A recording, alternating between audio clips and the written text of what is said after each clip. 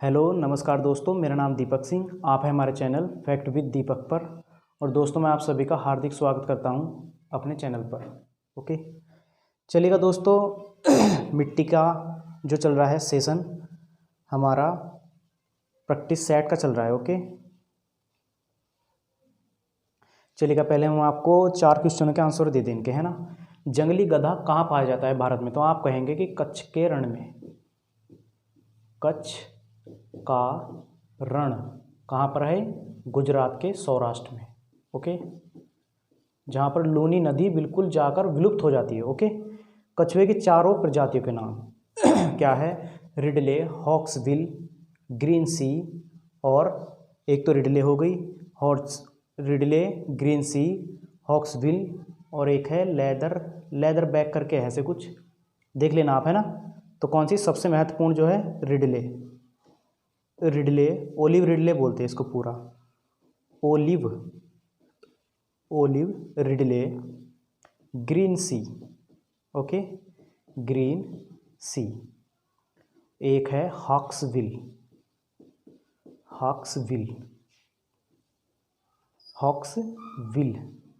फिर है लेदर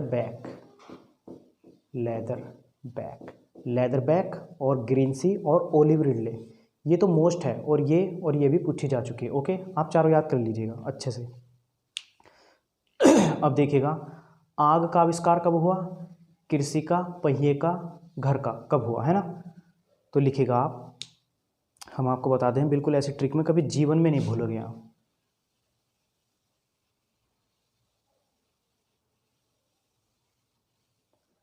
तो लिखिएगा फ्रेंड्स आप, आग का आविष्कार कब हुआ? तो आग का आविष्कार कब हुआ? तो आप कहेंगे पूरा पाषाण काल में। अभी रटना नहीं है, मैं आपको ट्रिक बताऊंगा। देखिए, आग का आविष्कार पूरा पाषाण काल में हुआ। ओके, फिर मैं कहूँ आपसे कि कृषि का आविष्कार कब हुआ? पहिए का आविष्कार कब हुआ? घर बनाना कब सीखा मानव ने? तो कब हुआ? नव पाषाण काल में। नव यानी नया, पाषाण काल। पाषाण का मतलब क्या है दोस्तों? पूछा गया क्वेश्चन, पाषाण का मतलब क्या पाषाण काल में? तो आप कहेंगे पत्थर, है ना। पाषाण का पर्यायवाची पत्थर का पर्यायवाची पाषाण होता है ना। तो अब देखिएगा, कृषि, पहिए, आग, नव पाषाण। नव माने नया, है ना। तो आग जो पूरा पाषाण काल में, हम ये नहीं कह सकते कि आग कैसी है? पुरानी है। कह सकते हैं ना हम कि आग पुरानी है। और कृषि, पहिया, घर ये कैसे हैं? नए। ओके, नए है। अब आपको याद रहेगा कि देखिए, आग का आविष्कार कब हुआ? तो आप पूरा पाषाण काल भूल जाएंगे। आप कहेंगे कि आग कैसी है? पुरानी है। क्या है? पुरानी है। तो आग पुरानी है, पुरानी यानी पूरा पाषाण काल। कृषि, पहिए, आग का आविष्कार कब हुआ? तो आपको पता है नया। कृषि पहिए, घर कैसे हैं? नए हैं। इसका मतलब नव पाषाण काल में। ओके, चलिएगा, ट्रिक आप जीवन में नहीं भूल पाएंगे आप। आग पुरानी है और कृषि पहिए नए हैं। ओके, मगरमच्छ किस वर्ग का है? देखा जाए तो संघ कॉर्डेटा में आता है ना। संघ कॉर्डेटा के भी कई भाग है, जैसे एक सरीसृप भाग, सरीसृप। इसमें सांप, घड़ियाल, छिपकली, मगरमच्छ दुनिया भर के आ जाते हैं, है ना। चलिएगा,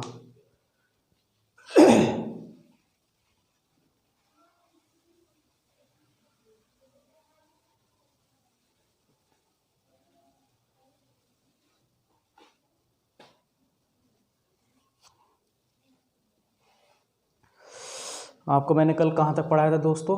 मैंने शायद आपको बता दिया था कि एनपीके का अनुपात कितना होता है। ओके, आज हम आपको बताएंगे और नेक्स्ट क्वेश्चन। चलिए लिखिएगा दोस्तों क्वेश्चन। लिखिएगा, पहला क्वेश्चन आपको लिखना है कि मरुस्थलीय मृदा कहाँ पाई जाती है? मरुस्थलीय मृदा कहाँ पाई जाती है? तो आप कहेंगे राजस्थान में। ओके, सारे क्वेश्चन आए हुए दोस्तों, सारे के सारे। और मरुस्थलीय मृदा में हम क्या क्या उगा सकते हैं? वो चीज़ उगा सकते हैं जिनको ज़्यादा पोषण की ज़रूरत नहीं पड़ती। जैसे हम कहेंगे बाजरा, है ना, बाजरा, ज्वार, फिर हम कहेंगे या मोटे अनाज, है ना, ये मोटे अनाज में आते हैं सब, बाजरा ज्वार मोटे अनाज, ये हम उगा सकते हैं। और कहाँ पाई जाती है मरुस्थलीय मिट्टी? राजस्थान में। ओके, तो आपने देखा होगा राजस्थान अक्सर बाजरा ज्वार मोटे अनाज में सबसे आगे रहता है ना, क्योंकि मरुस्थलीय मिट्टी में अच्छे उगते हैं ये, है ना।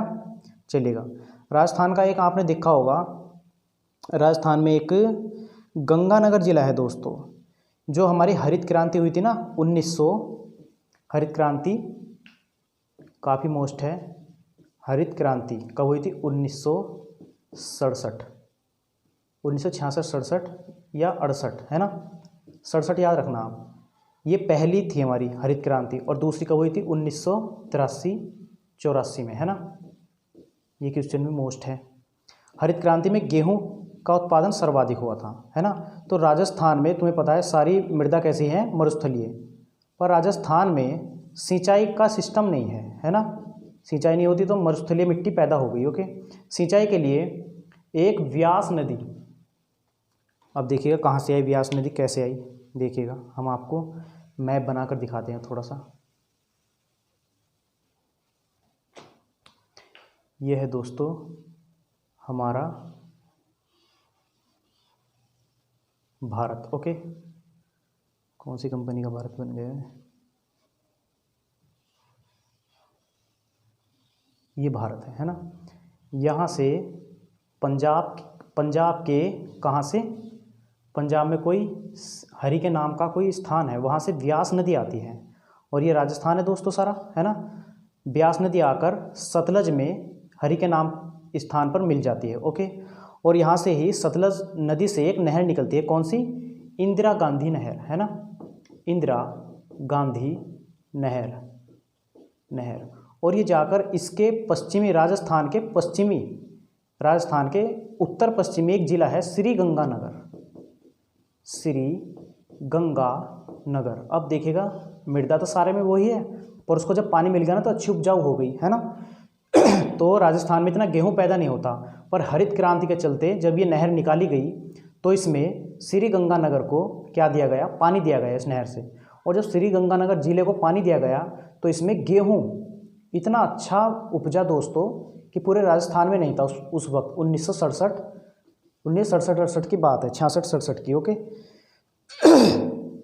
1966 में 67 में हरित क्रांति स्टार्ट हुई थी, और हरित क्रांति में सर्वाधिक फायदा किसको होता? गेहूं को, है ना। गेहूं काफ़ी उगा था उस वक्त। ओके, तो श्री गंगानगर भी गेहूं के हिसाब से राजस्थान का जिला एक हरित क्रांति में संबंधित था। ओके, क्योंकि हरित क्रांति यहीं हुई थी हमारे पश्चिम उत्तर भारत के राज्यों में। ओके, चलिएगा, ये मैं नहर नहीं पढ़ा रहा आपको, मैं ये मरुस्थलीय मृदा पढ़ा रहा हूँ। तुम जो कहते हो ना मरुस्थलीय मृदा केवल राजस्थान में ही है, पर मरुस्थलीय को भी उपजाऊ बना दिया देखिएगा एक नहर ने आकर, और वो उगा दिया उसमें जो राजस्थान में कभी नहीं उगा था। ओके, चलिएगा फ्रेंड्स, चलिएगा, क्योंकि मरुस्थलीय मृदा कहाँ पर पाई जा रही है? मरुस्थलीय या रेतीली मृदा कहाँ पर? राजस्थान में, है ना। कहाँ से आया वो निकलकर? ब्यास नदी आई, और ब्यास नदी पे एक बांध और बना है, पोंग बांध, है ना, ब्यास नदी पर, कई बार पूछा जाता है। पोंग बांध ब्यास नदी पर बना है, और ये नदी जो है, ये नहर जो है, इंदिरा गांधी नहर, राजस्थान के कितने जिलों को फायदा देती है? तो आप कहेंगे 7 जिलों को, है ना, 7 जिलों को। ओके, पर पहला जिला श्री गंगानगर है जिसमें गेहूं भी उगाया गया। ज़्यादा हो गया ना पानी उधर, है ना। तो लिखिएगा दोस्तों, नेक्स्ट आप लिखिएगा पर्वतीय मिट्टी डालिएगा, है ना। पर्वतीय मिट्टी को भी देख लेते हैं, पर्वतीय मिट्टी में कहाँ से क्वेश्चन पूछे जा रहे हैं। ओके, चलिएगा, पर्वतीय मिट्टी डाल लीजिएगा, पर्वतीय मिट्टी। ओके, अब पर्वतीय मिट्टी पर्वतों पर ही पाई जाती होगी, है ना। चलिएगा, ये कश्मीर में हिमाचल प्रदेश तक या हिमालय क्षेत्र में पाई जाती है। अब देखिएगा,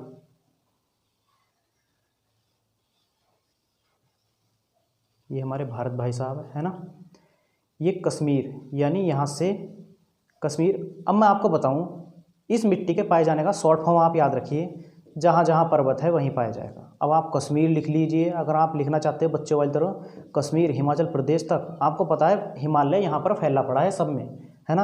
या लिख लीजिए सिक्किम के क्षेत्र में पाई जाती है, अरुणाचल प्रदेश में पाई जा रही है, मेघालय में पाई जा रही है, दुनिया भर के लिख लीजिए। पर्वतीय मिट्टी है तो हिमालय के आसपास ही पाई जाएगी। ओके, बच्चों वाली तरफ पढ़ाना कभी कभी मुझे बुरा लग जाता है ना। चलिएगा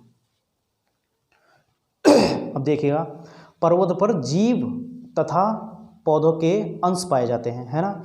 इसीलिए कहते हैं कि बताइए भारत की किस मृदा में सर्वाधिक ह्यूमस पाया जाता है। ह्यूमस मैंने बताया था ना आपको, पेड़ पौधों के, जीव जंतुओं के सड़े गले अवशेषों को हम ह्यूमस कहते हैं। तो देखिएगा पेड़ पौधे कहाँ होते हैं, ज़्यादा जहाँ वर्षा होती है। पर्वतों पर टकराकर क्या होता है, तापमान या मानसून टकरा जाता है ना, टकराएगा, वर्षा होगी और पर्वतों पर जो मिट्टी ऊपर से बनी है वो नीचे आके गिर जाएगी। ओके, पर्वतीय मिट्टी कहलाएगी और उसमें जीव जंतु ज़्यादा पाए जाएंगे, इसलिए उसमें ह्यूमस की मात्रा भारत में सर्वाधिक होती है। किसमें, पर्वतीय मिट्टी में। ओके, देखिए क्वेश्चन कहाँ से बन रहा है, पर्वतीय मिट्टी में। ओके फ्रेंड्स, चलिएगा अब इसकी प्रकृति कैसी होती है, इस मिट्टी की प्रकृति भी लिख लीजिएगा आप, प्रकृति भी लिखो आप, क्या है प्रकृति। अम्लीय क्षारीय कैसी होगी भाई, अम्लीय लिख लीजिए, है ना, अम्लीय। ओके, यह है पर्वतीय मृदा के सिस्टम। अब मैंने आपको बताया कि मिट्टी को कितने संस्तरों में बांटा गया है, मिट्टी को कितने संस्तरों में बांटा गया है। देखिएगा मिट्टी की कुछ, ये है ना मिट्टी, मान लिया ये मिट्टी है, ये धरती है जिस स्थल पर हम रह रहे हैं। ओके, 1 2 3 4। ओके, आप लिखिएगा मिट्टी को कितने संस्तरों में, संस्तरों यानी फैक्ट्स में बांटा गया, संस्तरों में बांटा गया, तो आप लिखेंगे 4। और वे 4 कौन से हैं, A B C D। Okay, मैंने नाम रख दिए लो इनके, A B C D। ये है मृदा के क्या, मृदा के भाग। इतने भाग नहीं है, ये संस्तर है। जैसे कोई मृदा है ना, ऊपर कहाँ होगी, तो देखिएगा ये पेड़ है ना, ये पेड़ यहीं तो होगा, तो ये अपनी जो जड़ें फैलाएगा ना दोस्तों, संस्तर ए में फैलाएगा। ओके, अपनी जड़ें, इसके नीचे कठोर होगी, उससे कठोर, उससे कठोर, और नीचे पानी। ओके, चलिएगा अब देखिएगा आप, ये जड़ जो फैला रहा है, कई बार क्वेश्चन पूछा गया है कि बताइएगा पौधे अपनी जड़ों को किस संस्तर में फैलाते हैं, तो आप कहेंगे ए संस्तर में। ओके, फिर पूछा गया कि बताइए कौन सा स्तर सर्वाधिक उपजाऊ है, तो आप कहेंगे ए स्तर सर्वाधिक उपजाऊ है। ओके, लिखिएगा फ्रेंड्स आप, ये मैंने आपको क्यों बताया, क्योंकि मैं आपको एक फैक्ट लिखवाने वाला हूँ पर्वतीय मृदा में। देखिएगा पर्वतीय मिट्टी एक अविकसित मिट्टी है, अविकसित, इसका मतलब अभी भी इसका निर्माण हो रहा है ना, हमने आपसे बताया निर्माण हो रहा है। ओके, निर्माण हो रहा है, सही है। अविकसित क्यों है, क्योंकि जब तक इसमें 4 स्तर नहीं आ जाते ना, A B C D, तो जब तक ये अविकसित रहेगी। अब देखिएगा ये पर्वत है, यहाँ से पर्वत से इसके पर्वत के पैरों में यानी नीचे मिट्टी गिरी, तो क्या वो पूरा ही स्तर लेकर गिरेगी, क्योंकि यहाँ से गिर रही है ना पत्थर से टूट टूट कर, तो क्या वो अपने सारे स्तर ले लेगी। अभी तो इसमें ए ही स्तर आया है ना, ए स्तर जब और आता चला जाएगा, जब तक यहाँ तक आ जाएगी मिट्टी, तो A B C D 4 स्तर आ जाएंगे। इसका मतलब इसमें 4 संस्तर नहीं है, इसका मतलब ये अविकसित मृदा है ना। चलिएगा, चलिए अब देखिएगा आप, जो सूक्ष्म जीव जो होते हैं, सूक्ष्म जीव मिट्टी में जो पाए जाते हैं, सूक्ष्म जीव जो हमें नंगी आंखों से नहीं दिखाई देते, कौन से हैं वे, कवक और जीवाणु। ओके, ये कब क्रिया करेंगे? जब तापमान अच्छा होगा ना भूमि में तथा नमी होगी। तभी तो कहते हैं कि यार खेत सूखने वाले हैं, बताओ कैसे फसल होगी हमारी? खेत सूखने वाले, फसल कैसे होगी? क्योंकि कवक और जीवाणु उसमें क्रिया ही नहीं करेंगे, है ना। कवक और जीवाणु किसका निर्माण करते हैं? ह्यूमस का। ह्यूमस में कवक जीवाणु होते हैं, कवक जीवाणु ह्यूमस से ही बनते हैं, है ना। चलिएगा, अब लिखिएगा, यदि इसमें किसी भी भूमि में ज़्यादा वाष्पीकरण हो जाए, यदि ज़्यादा वाष्पीकरण हो जाए तो क्या होता है? इसमें पृष्ठ तनाव ज़्यादा हो जाता है। और पृष्ठ तनाव क्या होता है? अब लिखिएगा, पृष्ठ तनाव क्या होता है? पृष्ठ तनाव, ये मैं आपको क्यों बता रहा हूँ पृष्ठ तनाव क्या होता है ना। पृष्ठ तनाव होता है कि जल अपने आप को फैलने नहीं देता, जल अपने आप को फैलने नहीं देता। ओके, आपने देखा होगा गिलास का आकार कितना है, देखा आपने? यहाँ तक है, मान लिया गिलास है ना। मैंने आपके लिए गिलास बना दिया एक सुंदर सा, ओके, और मैंने इसको फुल भर दिया पानी से, तो वो यहाँ तक भरेगा और जैसे यहाँ से बाहर निकलेगा गिर थोड़ी ना जाएगा। आप देखिएगा उसको गौर से, गिलास अपनी ऊंचाई से भी ऊपर तक भर जाएगा। क्यों भर जाता है? क्योंकि पृष्ठ तनाव है उसमें, पृष्ठ तनाव से रहता है, पृष्ठ तनाव उसमें रहता है, इसलिए अपने फैलने को, यानी अपने उससे भी ज़्यादा ऊपर क्या हो सकता है दोस्तों? वो फैल सकता है। अपनी जितना इसका क्षेत्रफल होता है ना, यहाँ तक पानी आ जाता है। देखिए गिरता नहीं, हम कहते हैं कि देखो उबल गया है पर गिरा नहीं, है ना। या दूध देख लीजिएगा, उबल चुका है, भगोने से भी ऊपर गया है पर उबला नहीं है, यानी गिरा नहीं है। और आपने देखा होगा मच्छर को हम कूलर में मारने के लिए क्या डालते हैं? मिट्टी तेल। तो मिट्टी तेल क्या करता है? मिट्टी तेल क्या करता है दोस्तों? पृष्ठ तनाव को कम कर देता है और उसका लार्वा उसमें डूब जाता है ना। उसका लार्वा जो रहता है ना, वो पृष्ठ तनाव पर ही रहता है। पृष्ठ तनाव ही नहीं रहेगा तो मच्छर का फैमिली ही नहीं बनेगी, है ना सोनू मोनू। चलिएगा, अब देखिएगा आप, जब मिट्टी में जल रहेगा, मान लीजिए सॉइल है, ओके, ये सॉइल है, इसमें यहाँ जल है, तो जल में यदि क्या होगा? पृष्ठ तनाव, सरफेस टेंशन होगा, तो ये कैसे इतनी दूरी पर बढ़ जाएगा? जब इसमें पृष्ठ तनाव ही ज़्यादा है तो मिट्टी की ओर कैसे बढ़ जाएगा ये आप देखिएगा। तो पृष्ठ तनाव मिट्टी के लिए हानिकारक होता है, ये भी आप याद रख लीजिएगा, है ना। और जब ये इसमें पृष्ठ तनाव ही नहीं होगा तो ये ऑटोमेटिकली इसकी ओर वाष्पीकृत हो जाएगा, है ना। पर ज़्यादा वाष्पीकरण पृष्ठ तनाव को बढ़ावा देता है। ओके, पृष्ठ तनाव को कम करने के लिए डिटर्जेंट मिलाइएगा, आप कुछ भी मिलाइएगा, है ना। चलिएगा दोस्तों, अब आपको देते हैं हम 4 सवाल। ओके, तो लिखिएगा दोस्तों 4 सवाल।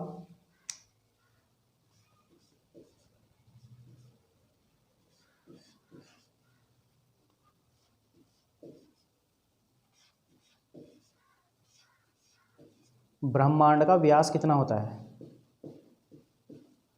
ब्रह्मांड का व्यास कितना होता है? ओके, अब लिखिएगा आप, एक प्रकाश वर्ष बराबर कितना होता है? प्रकाश वर्ष बराबर कितना होता है? ओके, अब लिखिएगा आप, पृथ्वी का घनत्व कितना है? घनत्व कितना है? अब लिखिएगा आप,